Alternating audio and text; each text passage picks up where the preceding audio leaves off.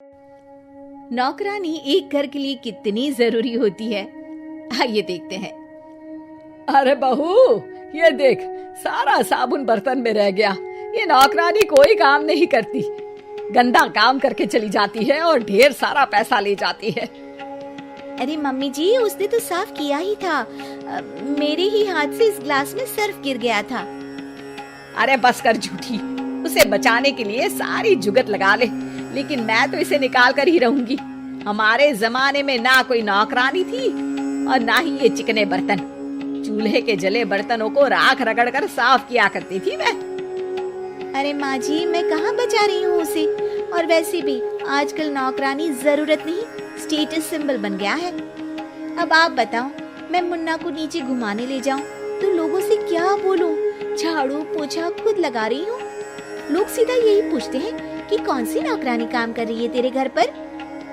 अरे बस कर, ये भी कोई बात होती है? मम्मी जी, आप नहीं समझेंगी। शाम को नौकरानी घर आकर काम कर ही रही होती है कि सास को कहती है, माँ जी, एक बात बोलूं, बुरा न मानना। अरे वैसे तो मुझे तेरी शक्ल ही पसंद नहीं है, बात क्या खाक पसंद आएगी। अरे माँ जी, सुन तो लीजिए क्या कह रही है। तो मैंने कौन सा उसका मुंह पकड़ लिया है? अरे माँ जी, वो लाल साड़ी पहनती हो ना पहना करो।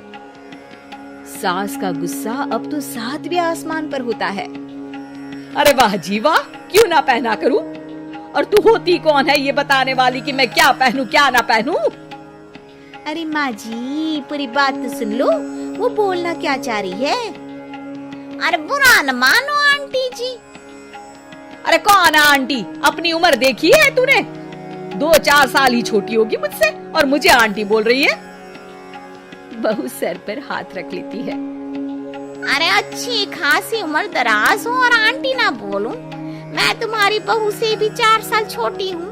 क्यों दीदी? बोलती भी क्या, एक तरफ सास यानी पति की माँ, तो दूसरी तरफ नौकरानी जिसके बिना घर का काम नहीं चल सकता।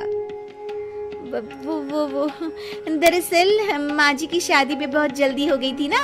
अच्छा ये झगड़ा छोड़ो, ये बताओ तुम माँ जी को लाल साड़ी पहनने से क्यों मना कर रही हो? वो ना, इनकी उम्र की सारी औरतें सोसाइटी में इनके लिए बात करती हैं कि तुम्हारी सास बुढ़ी घोड़ी लाल लगाम है। बहू को ये सुनकर गुस्सा आ जाता है। अरे वाह वाह, कौन बोलता है जी? खुद क्या है यहाँ की औरतें, बाल सफेद लेकिन टाइट जींस और कोई कुछ भी पहने। अरे पहनना हमारा निजी हक है, किसी को कुछ हक नहीं बनता कि वो मेरी सास के लिए कुछ बोले। मैं आज ही जाकर माँ जी के लिए लाल जींस लेकर आऊंगी, फिर देखो कोई क्या बोलता है। अरे चुप लाल जींस। अरे सुन नौकरानी की बच्ची, जाकर बोल दे उन लोगों से कि उन लोगों की तरह मैं उड़ती नहीं फिरती हूँ घर बार छोड़कर। अपने बच्चों और नाती पोतों में मन लगाती हूँ, ना कि सारा दिन ताश के पत्तों में आंख गड़ाकर 3 पत्ती खेलूं। नौकरानी वहाँ से चली जाती है। वैसे बहू, नौकरानी के क्या फायदे हैं ये तो पता नहीं, लेकिन सबसे अच्छा तो ये कि पता चल जाता है कि कौन किसके लिए क्या बोल रहा है। सोसाइटी में तेरा नौकरानी रखने का इरादा बिल्कुल ठीक था। अगले दिन उन लोगों के घर की बेल बजती है। बहू दरवाजा खोलती है कि सामने कुछ औरतें खड़ी होती हैं। अरे बहू, कहाँ है तेरी सास? बुला जरा। अरे बहन जी, आप सारी एक साथ आइए आइए, कैसे आना हुआ? अरे 3 पत्ते खेलने आई हैं, क्यों खेलोगी? क्यों नहीं, वैसे भी बड़े दिन हो गए, एंटरटेनमेंट हुआ नहीं। बहू जा जाकर पकोड़े तो बना ला।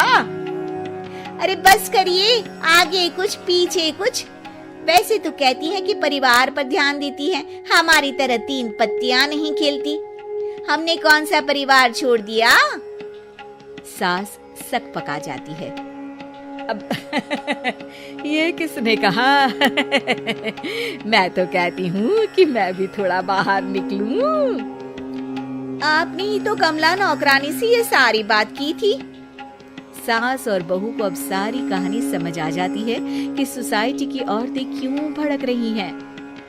माफ करिए आंटी, मैं छोटी हूँ लेकिन फिर भी पहले तो आप लोगों ने माँ की लाल साड़ी का मजाक उड़ाया था ना।